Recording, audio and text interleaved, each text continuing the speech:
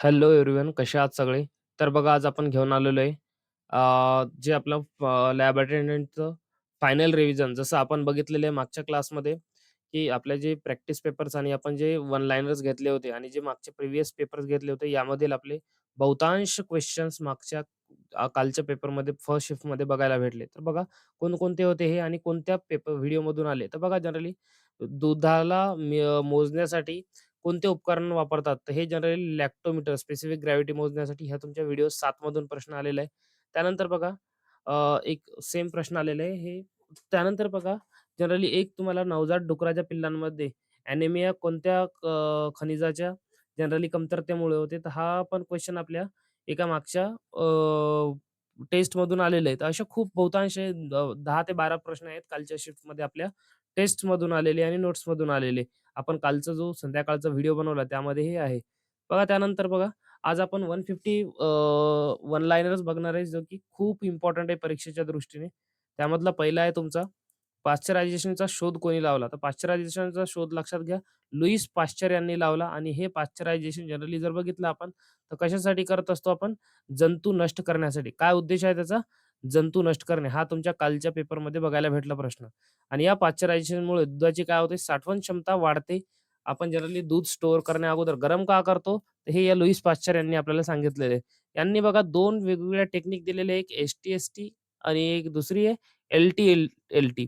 तर एस-टी-एस-टीमध्ये काय करतो आपण 72 डिग्री सेल्सियसवर 15 सेकंदसाठी गरम करतो आणि एल-टी-एल-टीमध्ये 63 डिग्री सेल्सियसवर 30 मिनिटासाठी. तर लक्षात घ्या लुईस पाश्चर उद्देश काय आहे? जंतू नष्ट करणे. दुधाची साठवण क्षमता वाढवते. 2 मेथड एस-टी-एस-टी आणि एल-टी-एल-टी. त्यानंतर बघा प्रश्न क्रमांक 6 सॉरी वन लाइनर 6 काय म्हणतो यू-एस-टी पद्धतीत तापमान 135 डिग्री पेक्षा जास्त असते.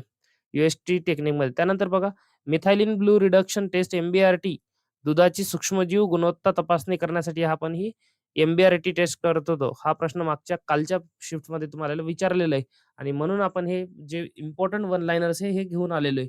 त्यानंतर बघा 8 नंबरचा वन लाइनर काय म्हणतो एम-बी-आर-टीमध्ये रंग नाहीसा होण्यास जितका जास्त वेळ लागतो, तितकी दुधाची गुणवत्ता आपल्या चांगली असते. त्यानंतर जर बघितलं आपण तर लॅक्टोमीटर दुधाचे विशिष्ट गुरुत्व स्पेसिफिक ग्रॅव्हिटी मोजण्यासाठी आपण वापरत असतो. एस-एन-एफ म्हणजेच काय?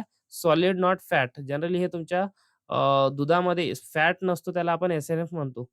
त्यानंतर बघा 11 वन लाइनर 11 नंबरचं केसिन हे दुधातील प्रमुख प्रथिन आहे. केसिन बघा आपल्या दुधामध्ये जो मेन प्रथिन आढळतो तो कोणता आहे तुमचा? केसीन आहे. त्यानंतर बघा लॅक्टोज ही दुधातील प्रमुख साखर आहे. लॅक्टोज शुगर आपल्या दुधामध्ये आढळते. लक्षात घ्या प्रमुख साखर दुधामधली जर विचारली तर लॅक्टोज असेल. त्यानंतर बघा जो पहिला मिल्क येतो प्रेग्नन्सी आफ्टर पार्च्युरेशन किंवा डिलिव्हरी नंतर त्याला आपण काय म्हणतो कोलोस्ट्रम. कोलोस्ट्रममध्ये जनरली जर बघितलं आपल्याला तर आपल्याला अँटिबॉडीज किंवा त्यालाच आपण इम्युनोग्लोब्युलिन्स म्हणतो. काय म्हणतो? अँटिबॉडीज अँड इम्युनोग्लोब्युलिन्स हे आपल्याला बघायला भेटतात आणि अजून एक लक्षात ठेवा, हे वासराला कधी देतो आपण? पहिल्या 1 ते 2 तासांमध्ये आपण हे देणं गरजेचं असते. नाही दिलं तर तो वासरू मरून जाईल. त्यानंतर बघा मॅस्टायटिसमुळे दुधाची गुणवत्ता कमी होते. का कमी होते? कारण की याच्यामध्ये हा तुमचा जनरली जर बघितला आपण, तर हा तुमचा एका प्रकारचा रोग आहे. यामध्ये तुमचा जो कास आहे गाईचा हा सुजतो. यामध्ये दुधामध्ये आपण जनरली जर बघितलं तर रक्त येत असते. त्यानंतर बघा 16 नंबरचा one liner California mastitis test. सी टेस्ट आपण कशासाठी करतो? मॅस्टायटिसला शोधण्यासाठी. जसं जर बघितलं आपण तर वेगवेगळे आपण ब्लड टेस्ट करतो. कशासाठी? ब्लडचं काउंट किती आहे किंवा ब्लड आपल्या बॉडीमध्ये हिमोग्लोबिन किती आहे हे मोजण्यासाठी. तसंच टेस्ट आपण मॅस्टायटिससाठी. त्याचा लाँग फॉर्म लक्षात ठेवा कॅलिफोर्निया मॅस्टायटिस टेस्ट. त्यानंतर बघा क्लीन मिल्क प्रोडक्शनमध्ये स्वच्छता अत्यावश्यक असते. स्वच्छता अत्यावश्यक असते क्लीन मिल्क प्रोडक्शनमध्ये. त्यानंतर बघा दूध काढण्याची सर्वोत्तम पद्धत कोणती आहे? Full hand milking. Full hand milking ही काय पद्धत तुमची सर्वात चांगली आहे दूध काढण्यामध्ये. त्यानंतर बघा स्ट्रिपिंग पद्धत शिफारसीय आहे. शिफारस करू शकतो आपण स्ट्रिपिंगमध्ये जनरली, पण ती तेवढी चांगली नाही. त्यानंतर बघा मशीनद्वारे दूध काढण्याला आपण मशीन मिल्किंग म्हणतो. काय म्हणतो? Machine milking. त्यानंतर बघा आपण या व्यतिरिक्त काही 550 वन लाइनर्स आपण ग्रुपवर टाकलेले. हे जर तुम्हाला बी जर हवे असतील फ्री ऑफ कॉस्ट आहे. तर या 9067057977 या नंबरवरती तुम्ही मेसेज करा. तुम्हाला ते 500 प्लस वन लाइनर्स फ्री जे आहे ते तुम्हाला प्रोव्हाईड करण्यात येतील आणि त्याच सोबत बघा आपण काही तुम्हाला मॉक टेस्ट दिल्या होत्या. ते हे फक्त मॉक टेस्ट प्लस आपल्या नोट्स, फायनल नोट्स आणि तुमचे जे मॉक टेस्ट आहे, हे फक्त आणि फक्त ₹49 ला आहे. तुम्हाला जर हवे असतील तर मला मेसेज करा. मॉक टेस्ट आणि ते जे नोट्स आहेत आपले, हे तुम्हाला ₹49 मध्ये मिळून जातील आणि जे फ्रीवाले तुम्हाला जे वन लाइनर्स आहे 500 प्लस तेच जरी हवे असतील, तर या नंबरवरती तुम्ही मला मेसेज करू शकता. त्यानंतर बघा 21st नंबरचा जो वन लाइनर आहे, दूध काढण्यापूर्वी कासेची स्वच्छता आपल्याला आवश्यक असते. बरोबर आहे. पाश्चराइज्ड मिल्क निर्जंतुक असते. निर्जंतुक का असते? कारण की आपण त्याला गरम केलेले आहे चांगल्या प्रकारे. होमोजिनायझेशनमध्ये चरबीचे कण लहान केले जातात. होमोजिनायझेशन म्हणजे पद्धत म्हणजे काय लक्षात ठेवा. होमो म्हणजेच काय सारखे आणि जिनायझेशन म्हणजेच काय प्रोसेस म्हणजेच काय सारखे करण्याची प्रोसेस. जनरली जो मिक्सिंग म्हणतो आपण त्याला, त्यालाच आपण काय म्हणतो होमोजिनायझेशन. यामध्ये सर्व प्रकारचे जे पार्टिकल्स असतात किंवा जे कण असतात हे सेम साइजचे होतात. म्हणून त्या प्रोसेसला आपण होमोजिनायझेशन म्हणतो लक्षात ठेवा. त्यानंतर बघा मिल्क फेवर. मिल्क फेवर हा जनरली दुग्धजन्य गायींमध्ये आढळतो. का आढळतो जनरली? तर हे तुमच्या कॅल्शियमच्या कमतरतेमुळे आढळत असतो. कशामुळे आढळतो हा? कॅल्शियमच्या कमतरतेमुळे. कारण की ड्युरिंग प्रेग्नन्सी किंवा ज्या गायी दूध जास्त देतात त्यांच्यामध्ये बघा हा आजार आपल्याला बघायला भेटतो. त्यानंतर बघा ऑपरेशन फ्लड हा कालच्या आपल्या पेपरमध्ये क्वेश्चन होता ऑपरेशन फ्लड. तर ऑपरेशन फ्लड हा भारताच्या श्वेत क्रांतीशी संबंधित कार्यक्रम आहे आणि श्वेत क्रांती ही आपल्याला आणली होती भारतामध्ये सर्वात पहिले वर्गीस कुरियन यांनी. कोणी? वर्गीस कुरियन. वर्गीस कुरियन नावाचे एक सायंटिस्ट होते बघा. तर या वर्गीस कुरियन यांनी काय आणली होती आपल्या भारतामध्ये सर्वात पहिले व्हाईट रिव्होल्यूशन किंवा श्वेत क्रांती आपण ज्याला म्हणतो. त्यानंतर बघा, सानेन ही सर्वाधिक दूध देणारी शेळी आहे. कालच्या व्हिडिओमध्ये आपण सांगितलं होतं, की आपल्याला सर्वाधिक दूध देणारी शेळी विचारली होती कालच्या पेपरमध्ये. तर कोणती आहे ती? सानेन राहील. लक्षात ठेवा सानेन. त्यानंतर बघा, जमनापुरी ही भारतातील प्रसिद्ध दुग्धजन्य शेळी आहे. जर विचारलं तुम्हाला भारतातील कोणती शेळी आहे सर्वात जास्त दूध देणारी? तर ही राहील तुमची जमनापुरी. त्यानंतर बघा, बीटल ही पंजाबमधील शेळीची जात आहे. कुठची जात आहे? पंजाबमधील. त्यानंतर बघा बरबारी. हे बरबारी काय आहे? ही बरबारी शेळीची उत्तर भारतात जात आढळते. कुठं? उत्तर भारतामध्ये. त्यानंतर उस्मानाबादी, आपलं धाराशिव आता नाव बदललेलं आहे शहराचं. तर उस्मानाबादी शेळी महाराष्ट्रातील आपल्या ही प्रसिद्ध आहे. तर लक्षात ठेवा. महाराष्ट्रातील शेळी उस्मानाबादी, बरबारी ही उत्तर भारतात, पंजाबमधील बीटल, जमनापुरी आपल्या भारतामधील दुग्धजन्य शेळी म्हणून प्रसिद्ध आणि सानेन ही जगातील दूध देणारी. त्यानंतर बघा वन लाइनर 31 ही जगातील सर्वात मोठी गाय मानली जाते. तर कोणती आहे ही? ही चियानिया आहे. कोणती आहे? चियानिया आणि याचा जर देश विचारला तुम्हाला, तर लक्षात ठेवा ही तुम्हाला इटलीमध्ये आढळते. कुठे आढळते? इटलीमध्ये आढळते. इटली. इटली देशामधली जी आपली चियानिया नावाची गाय आहे, ही सर्वात मोठी गाय मानली जाते. त्यानंतर बघा होल्स्टीन फ्रेस्टीन सर्वाधिक दूध देणाऱ्या गायींपैकी एक आहे. सर्वाधिक दूध देणाऱ्या गायींपैकी एक होल्स्टीन फ्रेस्टीन आहे. बट ही काय आहे आपली जनरली भारतीय गोवंशाची नाहीये. ही एक्झॉटिक ब्रीड ज्याला म्हणतो आपण म्हणजेच ही परकीय जात आहे. त्यानंतर बघा जर्सी ही पण पर्शियन जात आहे. तर यांच्या विरुद्ध बघा आपण आपल्या ज्या नेटिव्ह आहेत म्हणजे आपल्या इंडिजिनस गायी ज्यांना म्हणतो आपण त्यांना रोखण्यासाठी आपण एक गोकुल मिशन म्हणून एक कार्यक्रम आपण आयोजित केला होता. गोकुल मिशन म्हणून एक प्रोग्राम आहे लक्षात ठेवा. त्याचा उद्देशच हे आहे, की आपले जे इंडिजिनस आहे भारताच्या मूळ गोवंशाच्या जे गायी आहे, त्यांना बचाव करणे त्यांचं. त्यानंतर बघा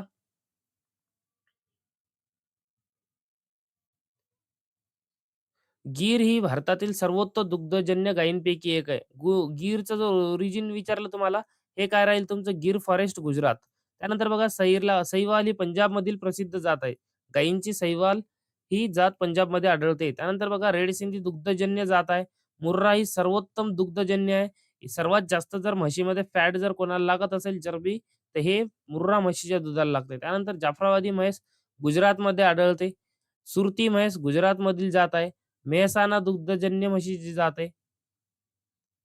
त्यानंतर बघा 41 नंबरचे 41 नंबरचा तुमचा वन लाइनर कॅस्ट्रेशन म्हणजे नर प्राण्यांचे वृषण निष्क्रिय करणे. कॅस्ट्रेशन म्हणजे नर प्राण्यांचे वृषण निष्क्रिय करणे. काल बघा खच्चीकरणवर प्रश्न आला होता. कॅस्ट्रेशन नंतर प्राणी शांत होतो. बरोबर आहे. गोऱ्याचं रूपांतर कठाळ्याचं रूपांतर बैलामध्ये होते. त्यानंतर बघा कॅस्ट्रेशनमुळे प्रजनन क्षमता नष्ट होते. बरोबर आहे. बर्डिझो कॅस्ट्रेटर म्हणजेच काय एक रक्तविरहित खच्चीकरणासाठी वापरतात. बर्डिझो कॅस्ट्रेटर लक्षात ठेवा रक्तविरहित खच्चीकरण म्हणजे जे चिमटा लक्षात ठेवा. किंवा पहिले लोकं काय करायचे हळद लावून ठेसायचे. ती एक प्रक्रिया वेगळी. पण आता आपण काय करतो बर्डिझो कॅस्ट्रेटर नावाचा एक डिव्हाइस यूज करत असतो. त्यानंतर बघा प्रश्न क्रमांक 45 सर्जिकल कॅस्ट्रेशन. सर्जिकल कॅस्ट्रेशनमध्ये शस्त्रक्रिया केली जाते. हे खूप वेदनादायी प्रक्रिया आहे एका मेल जनावराच्या जो आपला बुलक आहे याच्या लाईफमधील. त्यानंतर बघा प्रश्न क्रमांक 46 इलिस्ट्रेटर पद्धतीत रबर रिंग वापरतात. इलिस्ट्रेटर पद्धतीत काय वापरतात? Rubber ring. कॅस्ट्रेशनमुळे मांसाची गुणवत्ता सुधारू शकते. कारण की बैल हा फुगतो बघा, कारण की त्याला जी एक्स्ट्रा एनर्जी लागत होती अगोदर त्या रिप्रोडक्टिव्ह सिस्टममुळे तर ती आपण कुठं नष्ट केलेली असते. म्हणून ती त्याची पॉवर मग त्याच्या मसल्समध्ये डेव्हलप होते. कॅस्ट्रेशन प्रामुख्याने नर वासरांमध्ये केले जाते. बरोबर आहे. क्रिप्टोचिडिझममध्ये वृषण खाली उतरलेले नसतात. क्रिप्टोचिडिझममध्ये. कॅस्ट्रेशन प्रजनन नियंत्रणासाठी वापरले जाते. बरोबर आहे. प्रजनन नियंत्रणासाठी पण वापरले जाते आणि हे कॅस्ट्रेशन जनरली आपल्या जे नर बैल असतात, या नर बैलांना शेतीमध्ये कामाचा वापर जास्त करण्यासाठी पण आपण काय करतो, की हे कॅस्ट्रेशन किंवा खच्चीकरण वापरतो. कॅस्ट्रेशन म्हणजेच काय खच्चीकरण. त्यानंतर बघा वन लाइनर 51 खच्चीकरणानंतर जंतुनाशक वापरणे आवश्यक असते. खच्चीकरणानंतर आपण जंतुनाशक वापरणे आवश्यक काय आहे? कारण की तिच्या जे सेल्स आहेत ते डेड झालेले असतात.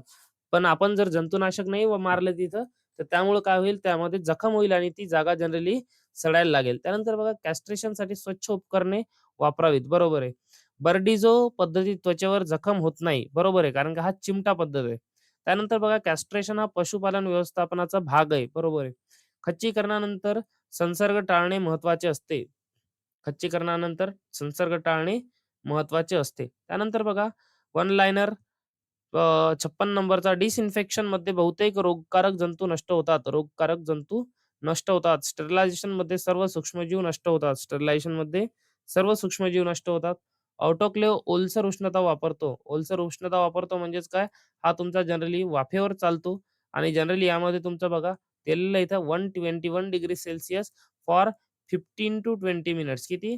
15 ते 20 मिनिटासाठी आपण काय करतो हा ऑटोक्लेव्ह वापरत असतो. हे कशासाठी आपण स्टरलायझेशन आपण वाफेवर काय करतो आपण निर्जंतुकीकरण करण्यासाठी तुम्हाला जर विचारलं, की वाफेवर निर्जंतुकीकरण करण्यासाठी कोणता उपकरण वापरतात? तर तुम्ही त्याचं उत्तर ऑटोक्लेव्ह दिलं पाहिजे. यामध्ये अजून जर बघितलं आपण तर 15 पी-एस-आयवर याचं हे असते, टेम्परेचर असते. 15 पी-एस-आय म्हणजेच काय? Parts per square inch. 15 PSI parts per square inch लक्षात ठेवा. त्यानंतर बघा हॉट एअर ओव्हन कोरडी उष्णता वापरते. बरोबर आहे. याच्यामध्ये जर बघितलं आपण तर 160 degree Celsius to 180 degree Celsius कुठं-कुठं 200 पण दिलेले आहे. 160 टू 180 किंवा 160 टू 200 हे आपण 2 तासासाठी करत असतो. जनरली ग्लासवेअर्सला स्टरलाइज करण्यासाठी आपण किंवा जे काचेचे भांडे असतात त्यांना निर्जंतुकीकरण करण्यासाठी आपण हॉट एअर ओव्हनचा वापर करत असतो. त्यानंतर बघा फिनॉल हे जंतुनाशक आहे. फॉर्मॅलिन हे निर्जंतुकीकरणासाठी वापरतात. तर फॉर्मॅलिनचा पर्सेंटेज जर विचारला तर लक्षात घ्या किती पर्सेंट फॉर्मॅलिन वापरत असतो आपण? 40% किती? 40% जनरली आपण हे निर्जंतुकीकरणासाठी वापरतो किंवा 40%च फॉर्मॅलिन किंवा फॉर्मॅल्डिहाइड आपण एका ज्या ॲनिमलला किंवा जनावराला त्याची बॉडी डिकंपोज होण्यापासून वाचवण्यासाठी किंवा त्याला जसं लायब्ररीमध्ये बघत असाल तुम्ही माईस, उंदरं किंवा काही वेगवेगळे ॲनिमल स्टोअर केलेले राहतात लिक्विडमध्ये. तो liquid is nothing but the formalin असतो.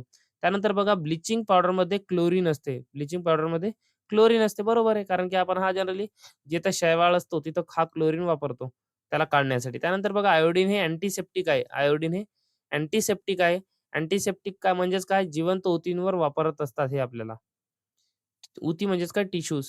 त्यानंतर बघा डिसइन्फेक्टंट निर्जीव वस्तूंवर वापरतात. डिसइन्फेक्टंट हे निर्जीव वस्तूंवर वापरत असतात. Laminar air flow HEPA filter वापरतो. लक्षात घ्या हाय एफिशियन्सी पर्टिक्युलेट एअर म्हणतो आपण. हेपा फिल्टर म्हणजेच काय?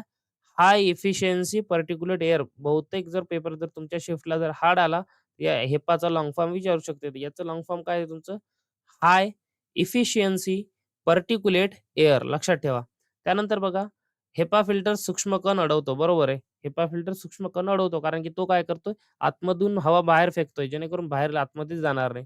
त्यानंतर बघा मायक्रोस्कोप सूक्ष्म वस्तू पाहण्यासाठी वापरतात. जे छोटे-छोटे वस्तू आहे यांना पाहण्यासाठी आपण जनरली कशाचा वापर करतो? मायक्रोस्कोपचा. यामध्ये मायक्रोस्कोपचे 3 प्रकार आहेत. एक सिंपल, दुसरं कंपाउंड आणि तिसरं आहे इलेक्ट्रॉनिक मायक्रोस्कोप आणि मग इलेक्ट्रॉनिक मायक्रोस्कोपचे 3 आहेत. जनरली तुमच्या 2 प्रकार आहेत. एक सेम आहे आणि एक टेम आहे. सर्वात पहिले जर विचारलं तुम्हाला मायक्रोस्कोपचा शोध कोणी लावला? तर एक अँटॉन व्हॉन लिव्हनॉक नावाच्या सायंटिस्टने. अँटॉन व्हॉन लिव्हनॉक नावाचे सायंटिस्ट आहे. त्यांनी सर्वात पहिले मायक्रो ऑर्गॅनिझम म्हणजेच आपले जे बॅक्टेरिया आहे, यांना बघितलं होतं ड्राय फॉर्ममध्ये आणि त्यानंतर बघा त्यांनी मग तो मायक्रोस्कोपचा सिद्धांत मांडला. जनरली 16th सेंच्युरीमध्ये 16 आय थिंक 1665 मध्ये सेलचा पहिला आपला शोध लागला होता. त्यानंतर बघा सेंट्रिफ्यूज केंद्र प्रसारी बलावर कार्य करते. बरोबर आहे. केंद्र प्रसारी बलावर कार्य कोण करते? सेंट्रिफ्यूज. त्यानंतर बघा पी-एच मीटर आम्लता मोजतो. तर बरोबर आहे. आपण जनरली आम्ल आणि आम्लता हे जनरली जर मोजायचं असेल आपल्याला तर पी-एच मीटरचा आपण वापर करतो. कारण की ॲसिड आणि बेस मोजण्यासाठी आपण हा जनरली वापर करतो.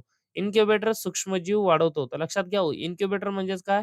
या इन्क्युबेटरमध्ये बघा तुमचा जो पर्टिक्युलर एखाद्या मायक्रो ऑर्गॅनिझमला सूक्ष्मजीवाला जितकं टेम्परेचर पाहिजे, जितकं तापमान पाहिजे, हे तापमान आपण या इन्क्युबेटरमध्ये मेंटेन करू शकतो. त्यामुळं काय करतो आपण मायक्रो ऑर्गॅनिझमच्या सूक्ष्मजीवांच्या वाढीसाठी हा इन्क्युबेटर डिव्हाइस वापरत असतो. त्यानंतर बघा कंटॅमिनेशन म्हणजे दूषितीकरण. कंटॅमिनेशन म्हणजे दूषितीकरण बरोबर आहे. काय सपोज काय केलं तुम्ही दूध बनवलं आणि त्या दुधाच्या भांड्यात जर सपोज थोडंसं काहीतरी दुसरं जर पडलं, तर तो दूध फाटतो म्हणजेच काय तो दूषित झाला, आहे की नाही? त्याला आपण कंटॅमिनेशन म्हणतो. पी म्हणजेच काय पर्सनल प्रोटेक्टिव्ह इक्विपमेंट. लक्षात घ्या आपण ज्यावेळेस लॉकडाऊनमध्ये कोरोना व्हायरसच्या वेळेस आपण किट यूज केल्या होत्या. हे काय होते किट म्हणजेच काय तुमचं पर्सनल प्रोटेक्टिव्ह इक्विपमेंट. त्यानंतर बघा ग्लोव्हज हे पी उदाहरण आहे. बरोबर आहे. ग्लोव्हज हे काय आहे? पी उदाहरण आहे. Personal protective equipment. त्यानंतर बघा 76 निरोगी जनावराचे डोळे चमकदार असतात. निरोगी जनावराचे डोळे चमकदार असतात. बरोबर आहे. त्यानंतर बघा निरोगी जनावराचे नाक ओलसर असते. निरोगी जनावर जर असेल तर त्याचे नाक पण कसे असेल? ओलसर असेल आणि निरोगी जनावरावर नियमित रवंथ करते. नियमित जनावर काय करते आपली नेहमी रवंथ करत असते आणि बघा जनरली जर तुम्हाला हे लक्षण जर नाही दिसलं, तर तुम्ही समजून जाल की जो जनावर आहे तो त्याचं स्वास्थ्य चांगलं नाही, तो बिमार आहे, त्याला रोग झालेला आहे. त्यानंतर बघा 79 निरोगी जनावराला चांगली भूक असते. तर बरोबर आहे, निरोगी जनावराला चांगली भूक असते. त्यानंतर बघा कोलोस्ट्रम नवजात पिल्ल्यासाठी अत्यावश्यक आहे. अत्यावश्यक कशासाठी आहे? कारण की हा बघा तुमची पॅसिव्ह इम्युनिटी प्रोव्हाईड करतो. काय करतो हे? पॅसिव्ह इम्युनिटी देतोय. पॅसिव्ह इम्युनिटी म्हणजेच काय? जनरली अजून जर बघितलं आपण पॅसिव्ह इम्युनिटी म्हणजेच तुमचं काय म्हणतो रे आपण त्याला? एक जनरली जे डिसीज आहेत त्यांच्यापासून आपण प्रिव्हेंट करण्यासाठी ही आपली पॅसिव्ह इम्युनिटी आपण वापरू शकतो. त्यानंतर बघा पिगलेट ॲनिमिया लोहाच्या कमतरतेमुळे होते. हे कालच्या पेपरमध्ये प्रश्न आलेला होता. पिगलेट ॲनिमिया जनरली हे लोहाच्या म्हणजेच आयर्नच्या कमतरतेमुळे होत असतो. त्यानंतर बघा iron Dijkstra injection piglet anaemia टाळण्यासाठी आपण देत असतो जनावराला. त्यानंतर बघा बॅलन्स रेशो म्हणजेच काय? सर्व पोषक तत्वाचे त्यामध्ये प्रेझेंट असते पोषक तत्वे. त्यानंतर बघा प्रोटीन म्हणजेच काय? ऊती दुरुस्तीस मदत करतात. प्रोटीन ऊती दुरुस्तीस मदत करतात. त्यानंतर व्हिटॅमिन ए रोगप्रतिकारक शक्तीस मदत करते. व्हिटॅमिन ए काय करते आपले? रोगप्रतिकारक शक्तीस मदत करत असते. त्यानंतर व्हिटॅमिन ई अँटीऑक्सिडंट आहे. व्हिटॅमिन ई काय आहे? अँटीऑक्सिडंट आहे. अँटीऑक्सिडंट म्हणजेच काय जनरली तुमच्या ती कार्य करेल आपल्या हेल्प करेल तुमच्या बॅक्टेरियापासून प्रिव्हेंट करण्यासाठी. त्यानंतर बघा सेलेनियम. सेलेनियम हा रोगप्रतिकारक शक्तीस वाढतो. बट अगर जनरली जर बघितलं आपण रोगप्रतिकारक शक्ती वाढवण्यासाठी मदत करतो. सेलेनियम आणि व्हिटॅमिन ईचं जर आपण कॉम्बिनेशन जर दिलं, तर यामुळं तुमची काय होईल रोगप्रतिकारक शक्ती अजून वाढेल त्या जनावराची, आहे की नाही यांचं जर कॉम्बिनेशन. किटोसिस बघा किटोसिस काय आहे तुमचा?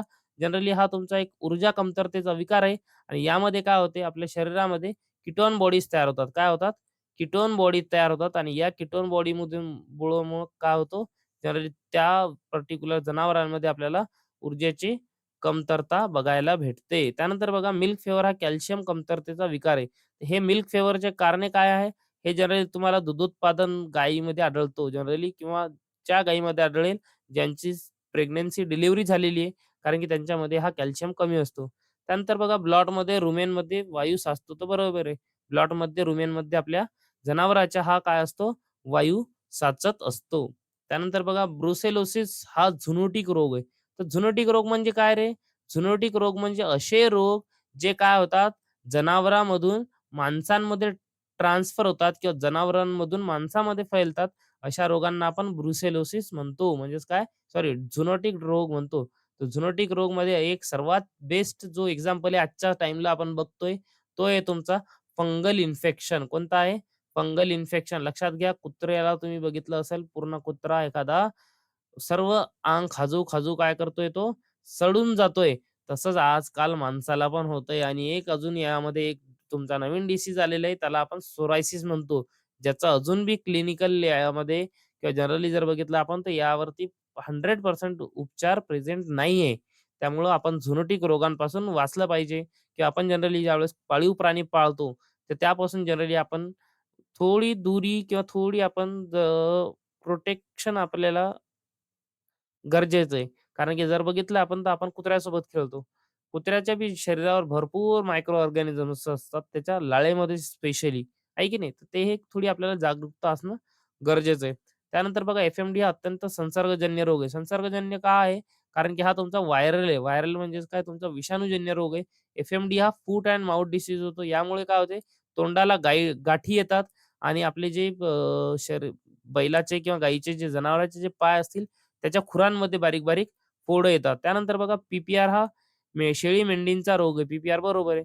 अँथ्रॅक्समध्ये रक्त न गोठणे हे वैशिष्ट्य आहे. ते अँथ्रॅक्समध्ये काय होत नाही, रक्त हा गोठत नसतो. त्यानंतर बघा वन लाइनर्स 96 96 नंबरचा व्हॅक्सिनेशनमुळे ॲक्टिव्ह इम्युनिटी मिळते. का ॲक्टिव्ह इम्युनिटी? ॲक्टिव्ह इम्युनिटी म्हणजे ती इम्युनिटी ज्यावेळेस आपल्याला काय होते, आपण आपल्या शरीरामध्ये तो पर्टिक्युलर बॅक्टेरिया किंवा व्हायरस काय करत असतो, इंट्रोड्यूस करत होतो आणि मग आपलं शरीर काय करते, त्याला एक मेमरी म्हणून आपण तो आपल्या शरीरामध्ये इम्युनिटीमध्ये तो स्टोअर करतो आणि टी सेल असतात त्यामध्ये जनरली जर अजून डीपमध्ये जर बघितलं आणि मग हे काय करते आपली ज्यावेळेस पण तो पर्टिक्युलर रोग आपल्याला येईल तो त्याचा जो जीवाणू किंवा जो सूक्ष्मजीव मग आपली शरीर काय करते त्याला ओळखते आणि मग त्याच्या विरुद्ध आपले शरीर हे अँटीबॉडीज म्हणजेच का प्रतिपिंड तयार करते. त्यानंतर बघा कोलेस्ट्रॉलमुळे पॅसिव्ह इम्युनिटी मिळते. बरोबर आहे. कोलेस्ट्रॉलमध्ये काय मध्ये पॅसिव्ह इम्युनिटी मिळते. त्यानंतर बघा लिक्विड नायट्रोजनचे तापमान -190°C असते. ते -196 आणि या -196°C वरती आपण काय करतो, बैलाचे सिमेन स्टोअर करत असतो. काय करतोय आपण यामध्ये? बैलाचे सिमेन स्टोअर आपण यामध्ये करतो. आर्टिफिशियल इन्सेमिनेशनमध्ये फ्रोझन सिमेंट जे वापरत असतो आपण, तर बघा हे फ्रोझन सिमेंट तुमच्या या -196° वरच आपण काय करत असतो, स्टोअर करतो. त्यानंतर बघा एक आर्टिफिशियल इन्सेमिनेशनमध्ये आपण एएम-पीएम रूल वापरतो. म्हणजेच कृत्रिम रेतनात आपण कोणता रूल वापरतो? एएम-पीएम रूल हा आपण वापरत असतो. त्यानंतर बघा वन लाइनर 101 वन लाइनर 101 काय म्हणतो आपल्याला? हेलिफर म्हणजे अजून व्यायलेली नसलेली गाय. हेलिफर म्हणजेच काय? अजून व्यायलेली नसलेली गाय. कारण की जो वेली नाही त्याला आपण काय म्हणतो? हायफर म्हणतो. सॉरी हेलिफर नाही हायफर. त्यानंतर बघा इस्ट्रस म्हणजे माज अवस्था. इस्ट्रस म्हणजेच काय? माज अवस्था. तर जनरली बघा इस्ट्रस सायकल तुम्हाला याचा पिरियड पण विचारू शकतो, आहे की नाही? ओव्ह्युलेशन म्हणजे बीजोत्सर्जन. ओव्ह्युलेशन म्हणजेच काय? बीजोत्सर्जन. काऊचा गर्भकाल जनरली बघा 280 दिवस ते 285 दिवस व्हॅरी करतो. जर तुम्हाला 280 जर हा दिला असेल, तर हा सिलेक्ट करून यायचा तुम्ही. गर्भकाल तुम्हाला जर गायीचा विचारला आणि म्हशीचा जर गर्भकाल विचारला, तर हा जनरली तुमचा 310 दिवस असतो. किती? 310 दिवस. त्यानंतर बघा गोटचा गर्भकाल सुमारे 150 दिवस आहे. म्हणजेच 5 महिने असतो. लक्षात घ्या. शेळीचा गर्भकाल हा सुमारे 150 दिवस असतो. कॅस्ट्रेशन नंतर नर प्राण्याला स्टियर म्हणतात. काय म्हणतात? स्टियर. स्टियर म्हणजेच काय फक्त तो कामाच्याच कामी येईल. आपण त्याला आर्टिफिशियल इन्सेमिनेशनसाठी त्याचं सेवन घेऊ शकत नाही. त्यानंतर बघा 108 नंबरचा वन लाइनर बर्डिझो कॅस्ट्रेटर म्हणजेच रक्तविरहित खच्चीकरणासाठी वापरले जाते. बर्डिझो कॅस्ट्रेटर कारण की चिमटा म्हणतो आपण त्याला. आर्टिफिशियल इन्सेमिनेशनमुळे जनुकीय सुधारणा होते. आर्टिफिशियल का कारण का होते आर्टिफिशियल इन्सेमिनेशनमुळे, एआयमुळे जनुकीय सुधारणा किंवा आपण जनरली जर कृत्रिम रेतनमुळे का जनुकीय सुधारणा होते? तर जनरली बघा आपल्याकडे काय आहे, एक गाय आहे जी फक्त 5 लिटर दूध देते. काय लिटर दूध देते? 5 लिटर दूध देते आणि बाहेर देशात एखादी गाय आहे जी 20 लिटर दूध देते. किती देईल? 20 लिटर. मग या 20 लिटर गाईचा जो वासरू असेल, जो नर प्राणी असेल, आपण काय करतो याचा सिमेन घेतो. याचं सिमेन आपण काय करतो जनरली शुक्राणू ज्याला म्हणतो आपण, ते आर्टिफिशियल सिमिनेशनमध्ये वापरतो आपण आणि आपली ही जी 5 लिटर देणारी गाय आहे, हिला आपण काय करतो त्यापासून आपण तिचं फर्टिलायझेशन करतो आणि त्यामुळे मग काय होईल, ही 5 देणारी गाय जनरली तुमचा व्हॅरी करेल.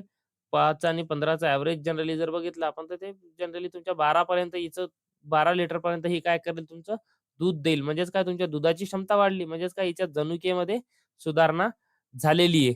आहे की नाही? त्यानंतर बघा फ्रोझन सिमेंट लिक्विड नायट्रोजनमध्ये साठवले जाते. फ्रोझन सिमेंट आपण लिक्विड नायट्रोजनमध्ये म्हणजेच -196 डिग्री सेल्सियसवर वापरतो. त्यानंतर बघा 111 ग्राम पॉझिटिव्ह जीवाणू ग्राम स्टेनिंगमध्ये जांभळे दिसतात. ग्राम पॉझिटिव्ह जीवाणू ग्राम स्टेनिंगमध्ये जांभळे दिसतात. लक्षात घ्या जांभळे दिसतात ग्राम स्टेनिंगमध्ये ग्राम पॉझिटिव्ह आणि ग्राम निगेटिव्ह हे तुम्हाला पिंक आढळतात. म्हणजेच काय गुलाबी दिसत असतात. यामध्ये तुम्ही जनरली जर बघितलं आपण तर आयोडीन पण वापरतो यामध्ये. अल्कोहोल पण वापरतो वॉश करण्यासाठी. आहे की नाही? ई रक्त गोठू न देणारे अँटीकोॲग्युलंट आहे. रक्त गोठू न देणारे अँटीकोॲग्युलंट आहे. तर लक्षात घ्या हे जनरली आपण ह्युमन बीइंगमध्ये पण वापरतो. एखाद्या पेशंटला जर सपोज काय म्हणू शकतो आपण एखाद्या पेशंटला सपोज आता बघा डॉक्टर काय करतो रक्त पातळच्या गोळ्या देतोय किंवा जनरली ज्याला हार्ट अटॅक वगैरे आला, तर त्याला डॉक्टर ई देतोय. तर लक्षात हे काय आहे तुमचं अँटीकोॲग्युलंट आहे. त्यानंतर बघा अँटीकोॲग्युलंट म्हणजेच काय गोठू न देणे. सीरममध्ये क्लॉटिंग फॅक्टर्स नसतात. सीरममध्ये क्लॉटिंग फॅक्टर्स नसतात. त्यानंतर बघा 115 प्लाझ्मामध्ये क्लॉटिंग फॅक्टर्स असतात. प्लाझ्मामध्ये आपल्या क्लॉटिंग फॅक्टर आढळतात. जनरली तो 8th नंबर. त्यानंतर बघा 116वा हिमोग्लोबिन ऑक्सिजन वाहून नेतो. हिमोग्लोबिन काय करतो आपला?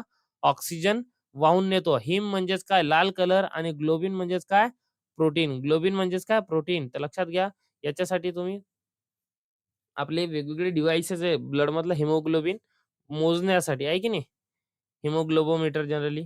त्यानंतर बघा आर-बी-सीचे आयुष्य साधारण 120 दिवस असते. किती दिवस असते आर-बी-सीचे? 120 दिवस. डब्ल्यू-बी-सी शरीराच्या रोगांपासून आपल्याला संरक्षण करत असतात व्हाईट ब्लड कॉर्पस्कल्स आणि जे प्लेटलेट्स आहे, हे रक्त गोठविण्यास मदत करतात. आपले जे प्लेटलेट्स आहे आपण म्हणतो ना, की कोणाच्या पेशा कमी झाल्या, तर पेशा म्हणजेच काय तुमच्या त्या प्लेटलेट्स असतात. त्यानंतर बघा हिमोसायटोमीटर रक्तपेशी मोजण्यासाठी वापरतात. हिमोसायटोमीटर आपण काय करतोय? रक्तपेशी मोजण्यासाठी आपण जनरली वापरतो. रिसु रेसाझुरिन टेस्ट ही दुधातील जीवाणू गुणवत्ता तपासण्यासाठी आपण वापरत असतो. रेसाझुरिन टेस्ट लक्षात ठेवा. काल एम-बी-आर-टी विचारली होती. तर रेसाझुरिन जर विचारली तर काय करतो आपण? दुधाची जीवाणू गुणवत्ता आपण तपासण्यासाठी हे वापरत असतो. त्यानंतर बघा एम-बी-आर-टीमध्ये मिथाइलिन ब्लू रंग वापरला जातो. एम-बी-आर-टीमध्ये काय करतो आपण? मिथाइलिन ब्लू रंग आपण जनरली वापरत असतो. दुधाची घनता कमी असल्यास भेसळ संशयित असू शकतो आणि या भेसळमध्ये जनरली जर बघितलं आपण तर वेगवेगळे मेथड्स आहेत वेगवेगळे आपण जनरली भेसळ ओळखण्यासाठी. त्यानंतर बघा कोलोस्ट्रम सामान्य दुधापेक्षा पिवळसर दिसतो. का? कारण की त्यामध्ये तुमचा जो कोलोस्ट्रम आहे हा आयजीएम म्हणजे इम्युनोग्लोब्युलिन आणि अँटीबॉडीज पासून जनरली हा बनलेला असतो. त्यानंतर बघा केसीने दुधातील प्रमुख प्रथिन म्हणजे काय मेन प्रोटीन. त्यानंतर बघा 126 बटर फॅट दुधातील चरबीचे प्रमाण दर्शवते. बटर फॅट काय करते आपल्या दुधातील चरबीचे प्रमाण आपल्याला हा दर्शवत असतो. त्यानंतर बघा क्रीम दुधातील चरबीयुक्त भाग आहे. क्रीम दुधातील आपल्या काय आहे? चरबीयुक्त भाग आहे. त्यानंतर बघा स्किम मिल्कमध्ये चरबीचे प्रमाण अत्यल्प असते. म्हणजेच का खूप कमी प्रमाणात असते. सॉरी अत्यल्प राहते. त्यानंतर बघा पाश्चरायझेशनमुळे दुधातील पोषक मूल्य पूर्णपणे नष्ट होत नाही. नष्ट होत नाही पूर्णपणे. का? कारण की जनरली जर बघितलं आपण तर त्यामध्ये प्रोबायोटिक बॅक्टेरिया राहतात तुमचे. लॅक्टोबॅसिलस थर्मोफिलस, लॅक्टोबॅसिलस ॲगॅरिकस, लॅक्टोबॅसिलस प्लॅन्टॅरम अशा काही बॅक्टेरियाच्या स्पेसीज आहे. तर हे पूर्णपणे नष्ट होत नाहीत. त्यानंतर बघा पाश्चराइज्ड मिल्कमध्ये काही उपयुक्त जीवाणू शिल्लक राहू शकतात. जसं बरोबर आहे. मी जसं सांगितलं तुम्हाला बॅसिलस थर्मोफिलस हा बॅक्टेरिया जिवंत राहू शकतो. त्यानंतर बघा 131 डिवॉर्मिंग म्हणजे अंतर्गत परजीवी नियंत्रण. डिवॉर्मिंग म्हणजेच काय अंतर्गत परजीवी नियंत्रण. त्यानंतर बघा राउंडवॉर्म हा गोल कृमी आहे. कसा आहे तो? गोल कृमी आहे राउंडवॉर्म. त्यानंतर बघा टॅपवॉर्म हा सपाट कृमी आहे. कसा आहे? सपाट कृमी आहे टॅपवॉर्म. कोलोस्ट्रम जन्मानंतर पहिल्या 24 तासांत देणे अत्यंत महत्त्वाचे असते. पहिल्या 24 तासात किंवा जनरली पहिल्या स्टार्टिंगला 1 ते 2 तास जर ऑप्शन असेल तर तुम्ही काय टिक करून याल? पहिले 1 ते 2 तास. आहे की नाही? त्यानंतर बघा मिनरल मिक्सचर खनिजांची कमतरता भरून काढते. मिनरल जो मिक्सचर असतो आपला हा, आपले जे खनिज आहे त्यांची कमतरता हे भरून जनरली काढत असते. त्यानंतर बघा ल्युसीनला क्वीन ऑफ फॉडर्स असे म्हणतात. क्वीन ऑफ फॉडर्स सुद्धा म्हणतात आणि हा काय आहे तुमचा alpha, alpha, alpha, alpha, alpha. त्यानंतर बघा बरसीम. बरसीम हा प्रथिनयुक्त हिरवा चारा आहे. बरसीम कसा आहे तुमचा? प्रथिनयुक्त हिरवा चारा आहे. त्यानंतर बघा किटोसिसमध्ये ॲसिटोन सारखे कीटोन बॉडीज आपल्या शरीरामध्ये तयार होत असतात. त्यामुळे जनरली शरीराची ऊर्जा जी आहे ती कमी होत असते. त्यानंतर बघा मिल्क फेवरला पार्च्युरियंट पॅरासिस म्हणतात. मिल्क फेवरला काय म्हणतात? पार्च्युएंट पॅरासिस. का पार्च्युएंट पॅरासिस? कारण की हे पार्च्युरेशन म्हणजे डिलिव्हरी झाल्यानंतर खूप जास्त प्रमाणामध्ये आपल्याला 6 महिने ते जनरली 3 वर्षापर्यंतच्या जनावरांमध्ये जास्त बघायला भेटते. त्यानंतर बघा ब्लॉट हा आपत्कालीन पशुवैद्यकीय विकार मानला जातो. ब्लॉट आपला कसा आहे? आपत्कालीन पशुवैद्यकीय विकार आहे. त्यानंतर बघा तुम्हाला जर फ्री वन लाइनर्स पाहिजे असतील किंवा जर तुम्हाला आपले जे टेस्ट सीरीज आहे प्लस जे नोट्स आहे हे फक्त तुम्हाला ₹49 मध्ये अवेलेबल आहे. तुम्हाला जर हवे असतील तर मला या गिवन नंबरवरती मेसेज करा. तुम्हाला मी हे भेटून जाईल. त्यानंतर बघा ऑपरेशन फ्लडला व्हाईट रिव्होल्यूशन असे म्हणतात. ऑपरेशन फ्लडला काय म्हणतो आपण? व्हाईट रिव्होल्यूशन म्हणतो. ऑपरेशन फ्लडची अंमलबजावणी एन-डी-डी-बी मार्फत केली जाते. नॅशनल डेअरी बोर्ड आहे की नाही? आणि एन-डी-डी-बीचे मुख्यालय हे आनंद गुजरातमध्ये आहे आणि त्यांचे जे पहिले जे भारतीय आपण काय म्हणतो वर्गीस कुरियन यांना आपण भारताचे काय म्हणतो आपण फादर आहे आपल्या श्वेत क्रांतीचे फादर ऑफ रिव्होल्यूशन आणि राष्ट्रीय गोकुल मिशन म्हणजे देशी गोवंश संवर्धनासाठी हे संबंध सुरू करण्यात आलेली आहे राष्ट्रीय गोकुल मिशन. त्यानंतर बघा ब्रुसेलोसिस हा झुनोटिक रोग आहे. झुनोटिक रोग म्हणजेच काय? अ, श जनावराच्या शरीरांमधून माणसाच्या शरीरांमध्ये होणारा जो डिसीज आहे, रोग आहे त्याला आपण झुनोटिक म्हणतो. त्यानंतर बघा रेबीज रोगाची लस उपलब्ध आहे. रेबीज रोगाची काय आहे? लस उपलब्ध आहे. एफ-एम-डीमध्ये तोंड व खुरांवर फोड येतात. तर बरोबर आहे तोंडामध्ये आणि खुरांमध्ये काय आहे ते फोड येते. पी-पी-आरला गोट प्लेग म्हणतात. लक्षात ठेवा. गोट प्लेग जर कोणाला म्हणतात तुम्हाला जर विचारलं तर कशाला म्हणतो आपण? पी-पी-आरला. पी-पी-आर म्हणजेच काय तुमच्या पर्सनल एक प्रोटेक्टिव्ह किट पण होती हां. त्यानंतर बघा अँथ्रॅक्सचा कारक बॅसिलस अँथ्रासिस आहे. काय आहे? बॅसिलस अँथ्रासिस. अजून जर तुम्हाला काही जर नोट्स वगैरे हवे असतील किंवा तुम्हाला जर आपले नोट्स आणि टेस्ट सीरीज जर हवी असेल, तर हे फक्त 49 ला अवेलेबल आहे. तुम्ही माझ्या नंबरवर म्हणजेच 90607597 या नंबरवरती मला मेसेज करा. तुम्हाला मी हे ₹49 मध्ये सर्व नोट्स आणि टेस्ट सीरीज शेअर करतो. So please do like, share end subscribe. Thank you.